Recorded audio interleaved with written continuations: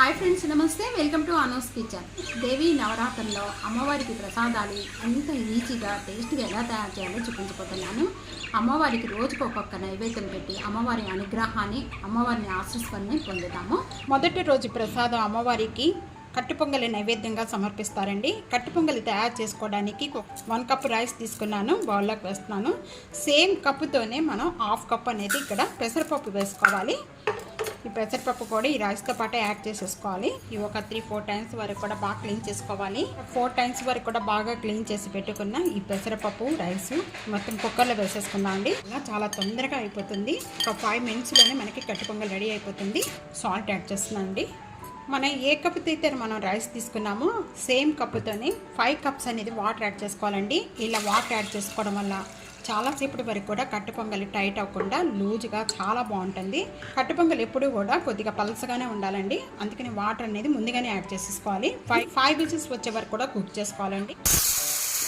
5 whistles అయిపోయినాయండి, stove on చేసేసుకుందాం। Cooker చల్లారిపోయిన వెంటనే ఇప్పుడు ఓపెన్ చేద్దామండి।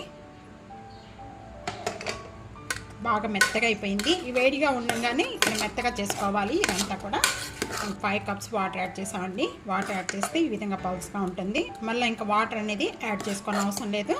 ఈ విధంగా పల్స్గా ఉన్న వెంటనే కూడా ఇంకా తాలింపు పెట్టేసుకున్నాను। 3 డబ్బగట్ల నేను గీ తీసుకున్నాను। గీ అనేది ఎక్కువగా తీసుకోవడం వల్ల కట్టు పొంగలి చాలా టేస్ట్ వస్తుంది।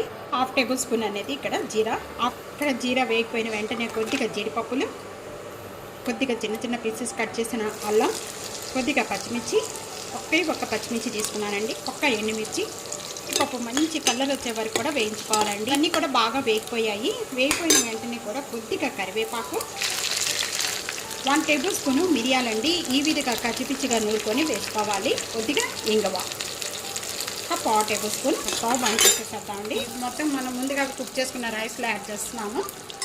ఈ తాలింపు అంతా కూడా దీంట్లో యాడ్ చేసిన వెంటనే ఇదంతా బాగా కలిపేసుకుందాం। అమ్మవారికి మొదటి రోజు ప్రసాదం నైవేద్యంగా కట్టు పొంగల్ రెడీ అయిపోయింది। తప్పకుండా ఇదే విధంగా ట్రై చేయండి।